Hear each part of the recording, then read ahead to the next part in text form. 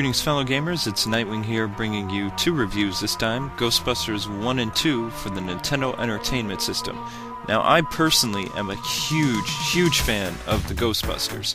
I love the movies with Bill Murray and Dan Aykroyd, and I absolutely love the cartoon show, The Real Ghostbusters, which was 1987 till about 1992. Absolutely love that show. Unfortunately, the only really good Ghostbuster games was the Real Ghostbusters arcade game and the Ghostbusters that was for the Sega Genesis. Now, the controls for this game, first off, you want to go to a shop and you can either buy the Capture Beam, the Hyper Beam, Ghost Food, Ghost Traps, and of course the Ecto-1 Siren. Then you see this kind of menu screen where you get to move the Ghostbusters emblem, and once you hit the A button, you'll be in kind of like this driving scene with Ecto-1. The easiest way to do this is hold up on the command cross, and Ecto-1 will drive much faster. That way you can stop and pick up your fellow Ghostbusters, you can get gas, which you'll need to because Ecto-1 runs out of gas, and also when you're in the emblem screen, you can choose the different weapons you use to bust ghosts. So the flashing buildings, click on those, and then hop in Ecto-1 yet again, and drive to your destination to go bust some ghosts. And once you get there, it's pretty easy to do, but also, again, very boring.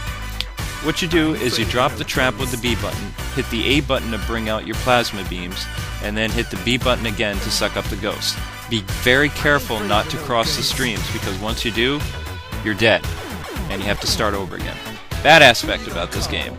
Well, unfortunately with Ghostbusters 1 by Activision, it's the same concept over and over and over. Hop in Ecto-1, bust some ghosts, drive, pick up Ghostbusters, get gas, shop. It's the same monotonous thing over and over and over, as I said before. It's just a terrible concept that can be very boring. Another thing I didn't like about this game is the staircase scene in the movie was absolutely hilarious. In the NES video game, it's completely frustrating.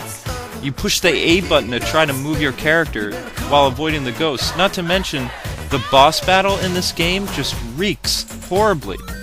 The only good thing I think about this game is the fact that Mr. Stay Puft is actually in it. This game gets a 2 out of 10, abysmal.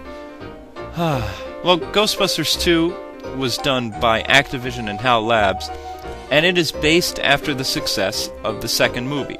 Now, the concept of the second movie is the Ghostbusters have been in retirement after the city sued them from saving the day in 1984.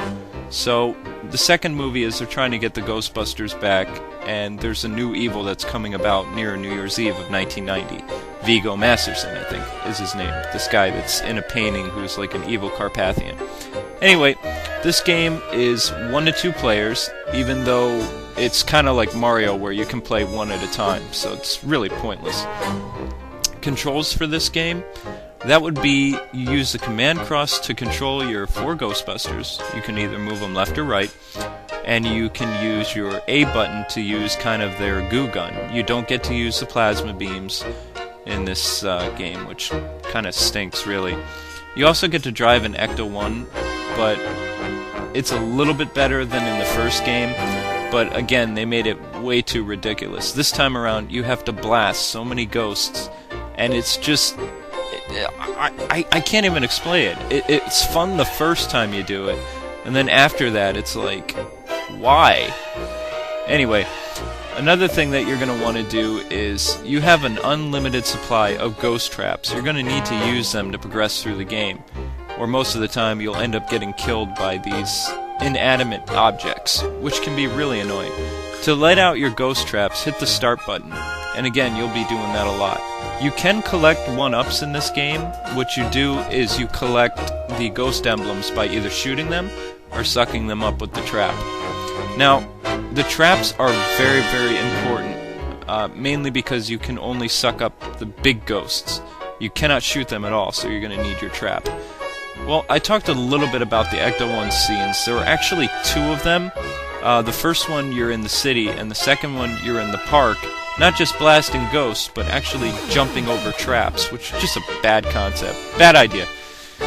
That would be the objects. They're small and annoying. You can't shoot them. You can't avoid them. The only way you can really defeat them is if you suck them up.